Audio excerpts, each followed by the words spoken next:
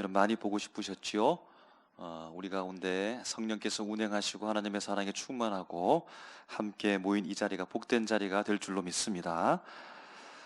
2014년 2월 서울대학교 물리교육과를 진학하고 미국 교환학생 시절 겪은 화재 사고를 계기로 해서 소방관에 대한 꿈을 키웠고 2017년 여름부터 소방서에서 막내 생활을 시작한 김상현 작가가 있습니다. 소방관인데 작가인 이유는 이분이 브런치 스토리라고 하는 온라인상 블로그 플랫폼에 그가 글을 올렸고 상을 받고 오프라인으로 책이 출간되었기 때문입니다. 이분이 지은 책 제목은 대한민국의 소방관으로 산다는 것입니다. 여러분 아십니까? 저는 직접 사서 읽어보지는 않았지만 그 블로그에 있는 글을 한번 보았습니다. 그분의 이야기인데요. 사람들마다 소중히 여기는 가치가 있는데 이분의 글에 보면 불이 났을 때 집안에서 들고 나오는 것, 여러분 그것이 그 사람이 가지고 있는 소중한 가치라고 합니다. 어떤 사람은 빨리 들어가서 통장을 꺼내오기도 하고 반지를 가져오기도 하고 등등. 그런데 이분은 소방관이자 작가로서 만약 자기 집에 불이 나면 일기장을 빨리 가지고 오겠다 이렇게 말합니다. 그분의 글에 보면 또 이런 이야기가 있습니다. 루브르 박물관에 불이 난다면 어떤 작품을 가지고 나겠냐라고 하는 질문이 있는데 이 질문에 프랑스 작가 베르네라고 하는 사람이 대답했습니다. 그럼 그 박물관에 가치 있는 작품들이 얼마나 많이 있습니까? 가격으로 도무지 매길 수 없는 수많은 좋은 작품들이, 구할 수 없는 작품들이 가득 넘치는데 여러분 어떤 것을 가지고 나와야 될까요? 프랑스 작가 베르네는 출구에서 가장 가까운 작품을 가지고 나오겠다라고 말합니다. 그럼 어떤 의미일까요? 소방관이자 작가인 이분이 실제로 주택 화재 진압으로 출동했던 당시의 경험을 이야기해 줍니다. 현장에 도착해 보니까 구조대원이 한 노인 남성 한 분을 데리고 있는데 이 할아버지가 연발 기침을 해댑니다. 코와 눈썹을 보니까 시커멓게 그을린 거 보니까 아마 연기를 많이 마신 것 같습니다. 그래서 얼른 이 산소 호흡 마스크를 씌워드리고 얼마의 시간이 지나니까 이제 정신을 차리기 시작하시는데 이 할아버지가 마스크를 그냥 던지면서 소리를 칩니다. 사진을 가져오라고. 사진. 보니까요 이 할아버지가 찾던 것은 앨범입니다. 화재가 다 진압된 이후에 책장 위에 앨범이 있었는데요.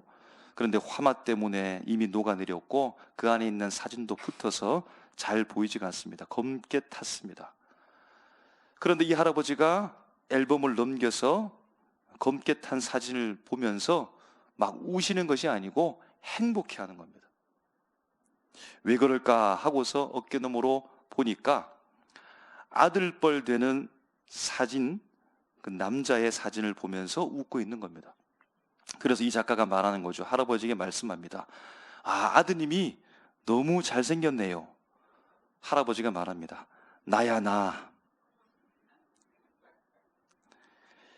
집이 불탈 때 가지고 나오는 것들, 자기에게 소중한 가치라는 겁니다. 돈을 비롯해서 보석과 반지, 물건들을 가지고 나오는 사람은 물질적 가치가 자신에게 소중한 가치이고요. 값을 매길 수 없을 정도로 유명한 작품들이 그득한 그 박물관 안에서 출구와 가장 가까운 곳, 그것만 가지고 온다는 것은 그 모든 것보다, 작품보다 자기 생명이 소중하다는 생명의 가치를 가지고 나온 겁니다. 소방관이자 이 작가, 불에 그을린 그 사진을 보면서 흐뭇해하시는 그 할아버지를 바라보면서 이분은 그 사진의 광경을 바라보는 이 할아버지, 그분이 가지고 있는 가치를 정의하는데요, 바로 젊음이라고 말합니다. 저는 이 글을 읽으면서 이 글의 작가가, 할아버지가 가지고 나온 이 사진, 젊음이라고 했는데 여러 가지 생각을 한번 해보았습니다. 다양한 의미를 한번 유추해 보았습니다.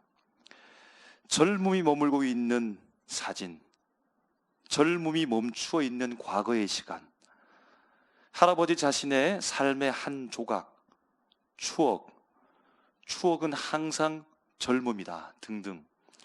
여러분 어떻게 생각하십니까? 여러분, 오늘 말씀을 여는 열쇠와도 같은 생각이 여기 있는데요. 여러분, 마치 불난집처럼 급박한 위기의 상황 속에서 자신의 소중한 가치가 드러나죠.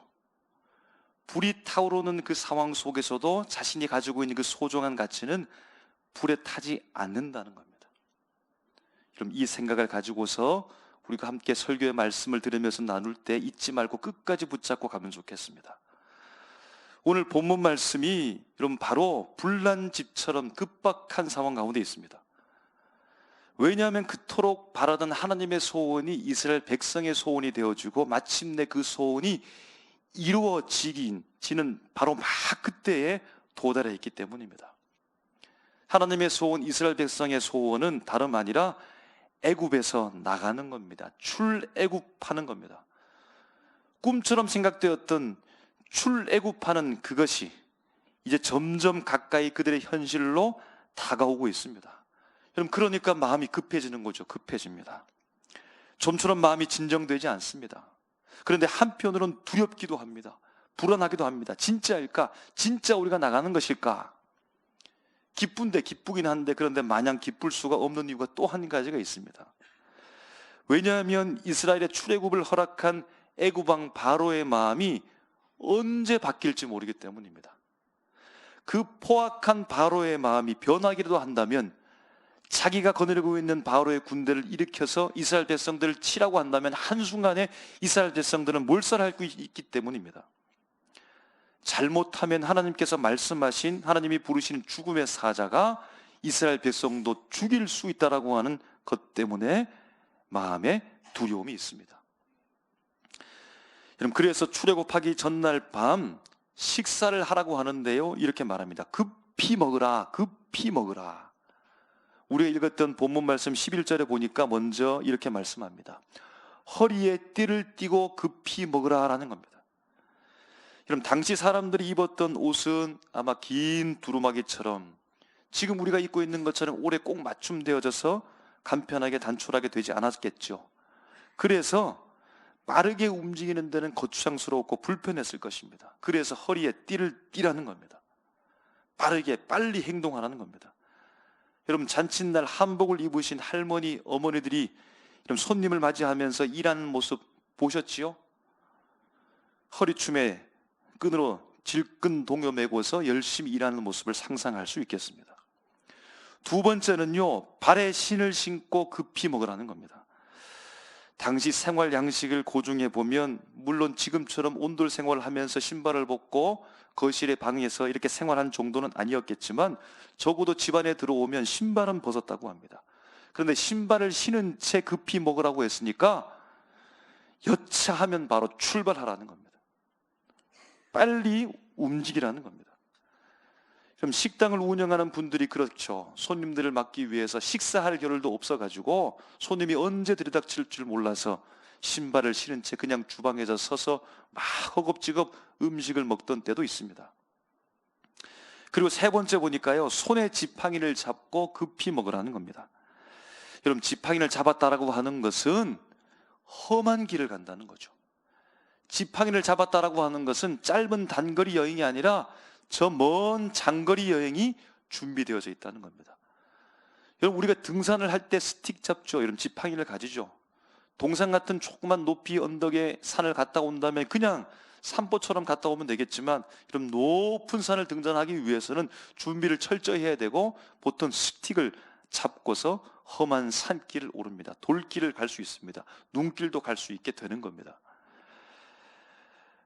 파피루스 바구니에 자기 생명보다 소중한 아기를 내려놓은 엄마 요게벳. 내려놓은 그 아기는 하나님께서 기르시고 모세가 되어져서 마침내 60만의 수많은 사람들을 출애굽시키는 지도자로 하나님께서 성장케 하셨습니다. 모세가 말하죠. 내 백성을 내보내라. 내 백성을 내보내라. 내 백성이 살아계신 여호와 하나님께 제사해야겠다라고 담대하게 애굽왕 바로에게 나가서 선포하는 겁니다. 그런데 애굽왕 바로가요, 콧방귀도 끼지 않았는데 바로가 드디어 움직이기 시작합니다. 반응하기 시작합니다. 왜냐하면 하나님께서 말로 하다가 도무지 그 말을 듣지 않으니까 우리가 잘 알고 있는 애굽을 향한 10가지 재앙을 하나님께서 내리기 시작했기 때문입니다. 피의 재앙, 개구리의 재앙, 이의 재앙, 파리의 재앙, 악질, 독종, 우방, 메뚜기, 9번째 흑암의 재앙까지 그들에게 하나님께서 재앙을 내리십니다. 이런 변덕스러운 애굽 왕 바로는 그 변덕이 한결같습니다. 이런 무서우니까, 아프니까, 힘드니까, 죽을 것 같으니까 내가 살려줄게 나가라 이렇게 말하다가도 자기가 조금만 살 것만 같으면, 자기가 이제 숨 쉴만 하면 마음이 순식간에 변해서 내가 언제 그랬냐고 딱 잡아떼는 겁니다.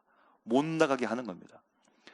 9번째 재앙이 끝나고 나서야는 모세에게 말하는 겁니다. 너 다시 한 번만 나를 보면 너 꼭 죽는다 하면서 협박까지 하는 겁니다. 그럼 이러한 애굽 왕 바로이니까 또 언제 그 마음이 바뀔지 모르니까 마음이 급해지는 겁니다. 마음이 바뀌어서 그가 그냥 흥분해서 그의 막강한 군사력을 이스라엘 백성들을 죽이라 이 명령만 하게 되어지면 순식간에 이스라엘 백성들이 진멸될 수 있으니까 이런 마음이 급하고 두려운 겁니다.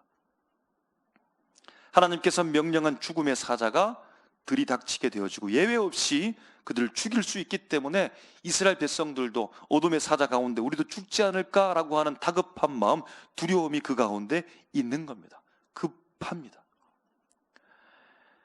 여러분, 그런데 오늘 말씀을 읽은 대로 무슨 말씀이 이렇게 길까요?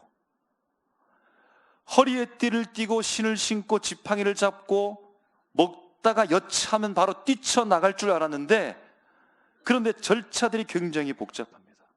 하나님이 말씀합니다. 이제 출애굽하게 되는데 그날 밤 그 날을 너희들이 지키는 달의 시작으로 하며 너희들이 시간을 보내는 그 해의 시작으로 삼으라고 명령하는 겁니다.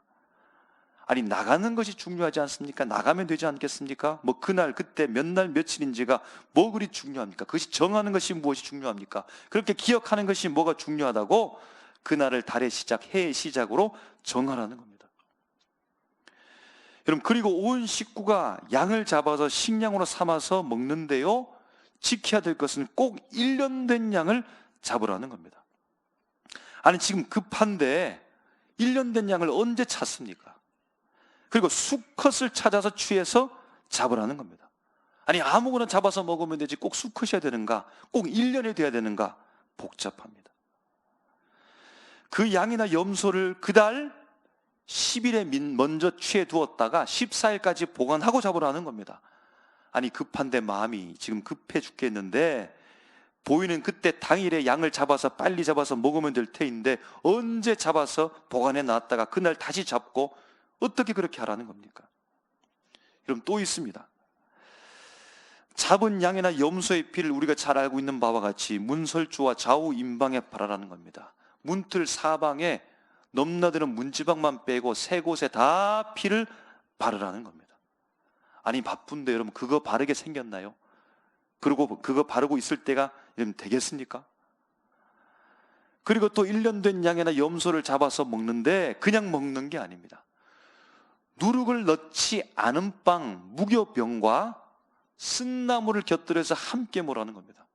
아니, 지금 바쁜데 마음이 급한데 물에 밥 말아서, 밥에 물 말아서 빨리 먹고 지금 나가야 되는데 언제 무교병을 만들고 언제 쓴나물을 가지고 와서 곁들여 먹으라는 겁니까?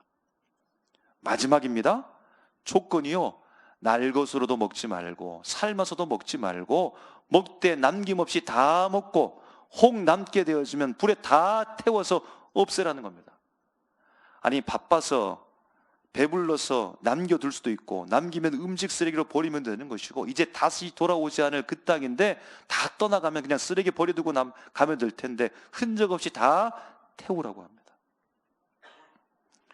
그럼 참으로 까다롭습니다. 아니, 왜 이처럼 복잡한 절차에 조건이 많이 붙어 있는 겁니까? 상황은 지금 무척이나 급한데요, 다급하고 두렵고 떨리는 상황 가운데 있는데 최대한 간소화시키고 쓸데없는 것들은 다 생략해버리는 것이 맞지 않겠습니까? 여러분, 한번 생각해 보시기 바랍니다. 정확한 날짜도 정해주고 정확한 재료의 종류도 정해주고 먹는 방법도 정해주고 지켜야 할 원칙도 정해줍니다. 때와 시간과 공간과 원칙과 방법과 순서, 절차, 조건들을 빠짐없이 지켜야 되는 대단히 중요한 말씀으로 말씀해 주고 있다는 겁니다. 여러분 생각해 보시기 바랍니다. 하나부터 열까지 빠뜨려서는 안 된다는 겁니다. 그럼 무엇이 생각납니까? 제사, 절기, 명절들이 떠오릅니다. 여러분 제사를 지낸다라고 하는 것, 절기를 지킨다라고 하는 것, 명절을 지킨다라고 하는 것을 통해서 우리가 알 수 있는 의미는 무엇입니까? 여러분 이것은 꼭 지켜야 된다는 거죠. 이것은 모두가 지켜야 된다는 겁니다. 이것은 단 한 번 1회만 지키는 것이 아니라 계속 지켜야 될 것들로 주신 것이라는 겁니다. 여러분 그러니까 애굽 왕 바로의 마음이 바뀔 것 같고 바로의 군사가 쳐들어올 것 같고 어둠의 사자가 자기를 죽일 것만 같은 이 다급한 상황 속에서 하나부터 열까지 빠짐없이 꼼꼼하게 철저하게 잊지 말고 이것을 가지고 나가라는 겁니다. 불타오르는 이 급박한 상황 속에서 이것을 가지고 나가라고 하는 이유는 무엇입니까? 우리가 앞에 살펴본 대로 중요한 가치라는 겁니다. 무슨 가치입니까? 하나님께서 이스라엘 백성에게 주시는 가치, 이것을 꼭 들고 나가야 될 가치. 그래서 11절 말씀에 이렇게 말합니다. 너희는 그것을 이렇게 먹을지니 허리에 띠를 띠고 발에 신을 신고 손에 지팡이를 잡고 급히 먹으라. 이것이 여호와의 유월절이니라. 아멘. 불타오르는 그때, 급박한 그때 여호와의 유월절의 가치를 붙잡고 나가라는 겁니다. 그것을 꼭 챙겨서 나가라는 겁니다. 그리고 14절 말씀에 이렇게 말합니다. 너희는 이날을 기념하여 여호와의 절기를 삼아 영원한 규례로 대대로 지킬지니라. 아멘. 그럼 지금 급박한 순간에, 죽을지도 모르는 순간에, 여차하면 큰일 날 것 같은 이 순간에 바쁜데 하나님께서는 지금 무엇을 하고 계실까요? 하나님 지금 무엇을 하고 계십니까?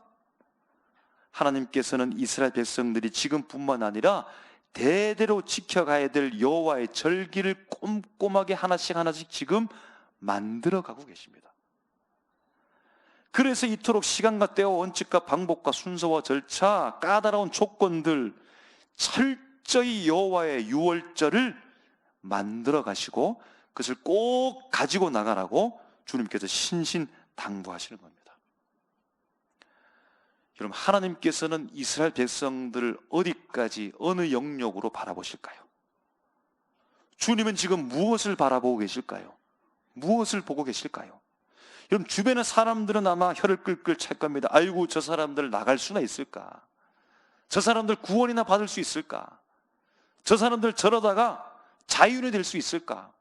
종으로 살았는데 자기 아버지도 종이고 할아버지도 종이고 윗대 모든 조상들이 종으로 그렇게 살아왔는데 과연 저 사람들이 자유인이 될 수 있다고? 그렇게 조롱하면서 혀를 끌끌 찰 겁니다. 여러분 그런데요 하나님은 무엇을 보십니까?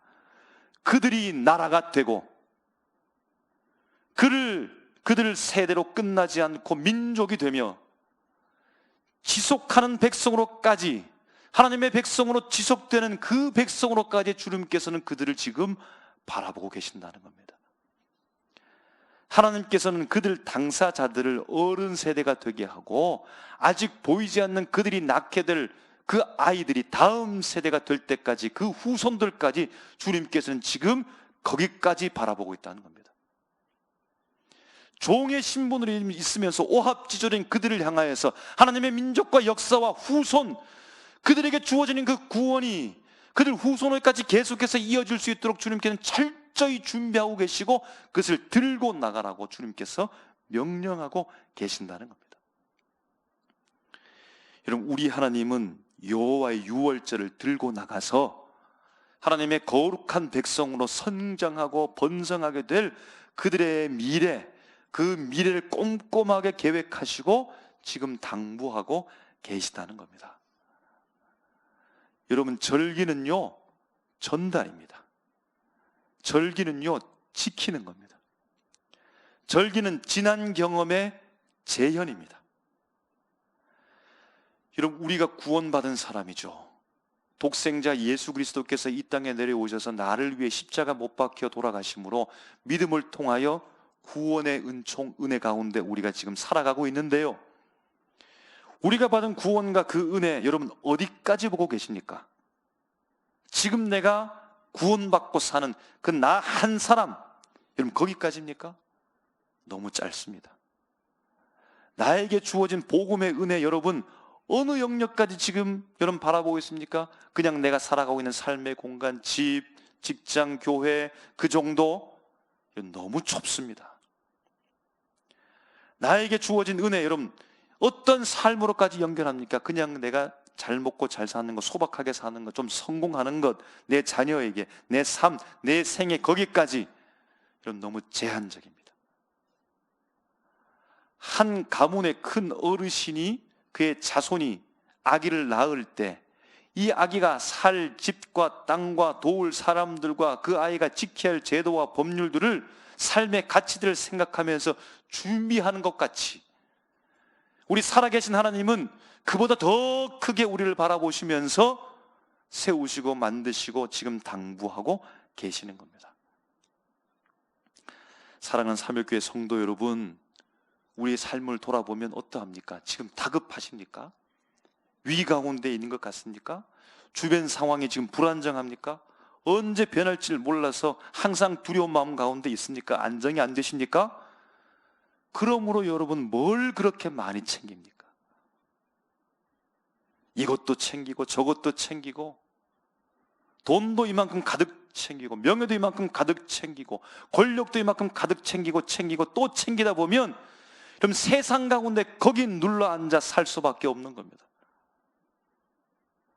돈을 챙겨야 살 것 같고, 명예를 챙겨야 대우받을 것 같고, 권력을 챙겨야 누리며 살 것 같은데, 여러분 그것이 세상 그 땅 가운데 머물게 하고 여전히 종처럼 살게 한다는 겁니다. 여러분 우리의 삶이 흔들립니까? 위기를 맞았습니까? 그렇게 느껴지십니까? 하나님이 자꾸만 내 삶을 흔드십니까? 흔들립니까? 불안정하게 합니까? 안정치 못하게 합니까? 왜 그러십니까? 가장 가치 있는 것을 잡게 하기 위해서입니다. 거추장스러운 나의 욕심, 여러분 거기 두셔도 괜찮습니다. 그 욕심 안 챙기셔도 괜찮습니다. 여러분 예배를 챙기시기 바랍니다. 여러분 기도를 챙기시기 바랍니다. 여러분 말씀을 챙기시기 바랍니다. 여러분 의례의식 절차 없이 자유분방한 모임은 확률적으로 다음 세대까지 연결되기가 어렵다고 합니다. 좀 복잡하고 절차가 있고 원칙과 방법을 두고서 모이는 그 모임은 보존될 확률, 지설될 확률이 높다는 것이 상식입니다. 여러분 우리의 신앙도 마찬가지입니다. 율법주의에 빠지라는 것이 아닙니다. 형식주의에 빠지라는 것이 아닙니다. 외식주의에 빠지라는 것이 아닙니다. 보고 싶을 때 성경 보고, 생각나면 그냥 기도하고, 마음이 울적하면 한 구절 내가 좋아하는 성경 말씀 한번 읽어보고, 마음 내키면 예배하고 마음 내키지 않으면 예배 드리지 않고, 여러분 그렇게 살아가면 우리의 신앙이 올바르게 건강하게 지켜지지도 않으며 자라지도 않습니다. 오늘 하루 이 시작 여러분들이 만들어낼 수 있나요? 이 세상의 수만 가지의 억만금을 가지고서도 단 1분 1초도 만들어내지 못한다는 사실을 우리가 잘 알고 있지 않습니까? 살아계신 하나님께서 그 놀라운 가치의 시간들을 우리에게 허락하신 그 은혜, 하루를 시작할 때 이른 시각 새벽에 미명 교회에 나와서 기도하고 하루를 시작하며 주신 말씀 붙잡고 온종일 그 말씀을 살아내려고 발버둥 치고, 꼭 정한 그 시간에 가족들이 모여서 예배를 드리는 원칙을 세워가고, 어떤 일이 있더라도 주일 예배는 꼭 빠지지 않고, 내 몸이 불편하다 할지라도, 다른 것을 취소할지라도 주의 몸된 교회에 나와서 예배자가 되는 그 절차와 순서와 방법과 원칙으로 살아가게 되어질 때에 바로 거기에서 우리 신앙이 견고하게 된다는 겁니다. 바로 거기로부터 우리 후손에게 여호와의 유월절을 여러분 물려줄 수 있다는 겁니다. 빛과 번쩍한 건물이, 그 공간이 우리 후손들을 가르치는 것이 아닙니다. 어른 세대, 주님께서 은혜를 주시고 복음을 우리에게 허락하신 우리가 어른 세대가 되어질 때 그 유월절을 붙잡고 철저하게 원칙을 지켜가는 모습을 보여주게 될 때 우리 후손들이 그것을 붙잡고 지키며 믿음으로, 삶으로 고백해낼 수 있게 된다는 겁니다. 여러분, 그래서 형식 파괴하는 것, 무조건 열린 예배 드리는 것, 찬송가도 필요 없고 성경책도 필요 없이 그렇게 여러분 예배 드리는 것, 편리할 수는 있지만, 단기간 몇 번일 수는 있지만 좋다고 해 마냥 좋은 것이 아닌 겁니다. 그럼 집에 불이 났을 때 가장 중요한 가치를 들고 나오는 것처럼, 급박한 그 상황에서 내 마음대로 할 수 없다는 사실을 알 수 있는 것처럼, 하나님께서는 지금 이스라엘 백성들을 위기의 상황 가운데 노출시킵니다. 까딱하다가는 애굽왕 바로가 잠깐이라도 마음을 돌이키려면 그가 가지고 있는 강력한 군대를 통하여서 까딱하다간 이스라엘 백성 전체가 소멸할 수 있습니다. 하나님께서 말씀하십니다. 어둠의 사자, 하나님의 사자를 통하여서 내가 장자를 다 죽이겠다, 소멸하겠다. 예외가 없습니다. 예외는 무엇입니까? 문 임방 좌우 설주에 피를 발랐을 때입니다. 까딱하다가는 피를 바르지 않으면 이스라엘 백성의 아이들도 장자도 다 죽을 수밖에 없는 상황, 그 위기에 하나님께서 그 백성들을 노출시키는 겁니다. 왜입니까? 왜 그 땅을 불태웁니까? 왜 위기에 불이 타고 있습니까? 왜 급박한 상황인데 불이 활활 타오르고 있는 겁니까? 바로 거기에서 참된 가치를 보게 하기 위해서입니다. 진정한 가치가 무엇인지 그 진정한 가치를 선택하게 하기 위해서입니다. 아니, 어쩔 수 없이 결단하게 하기 위하여, 위기의 순간에, 다급한 때 하나님을 보게 하기 위해, 하나님의 말씀을 듣게 하기 위해, 하나님의 뜻이 그들의 몸에 각인되게 하기 위하여 주님께서 그 급박한 순간에 여호와의 유월절을 꼼꼼하게 챙겨 그들이 그것을 가지고 출애굽하라고 지금 말씀하고 당부하고 명령하고 있다는 겁니다. 여러분, 우리도 여호와 유월절을 잡으십시오. 불에 타지 않는 신앙을 잡으십시오. 예배를 잡으십시오. 기도를 잡으십시오. 말씀을 잡으십시오. 불에 꺼지지 않는, 타지 않는, 그것을 잡게 되어질 때 나뿐만 아니라 우리 가정과 우리 후손들이 살아가게 되어지며 주의 백성으로 거듭나게 되어지고 하나님이 원하신 아름다운 우리 가정, 우리 자녀들, 어른 세대, 다음 세대, 교회가 된다는 사실을 여러분 꼭 기억하시고 오늘 말씀의 교훈을 붙잡고 우리 처음 가졌던 그 열쇠를 끝까지 놓치지 말고 나아가시는 우리 모습이 다 되시기를 주님의 이름으로 축복합니다. 기도하겠습니다.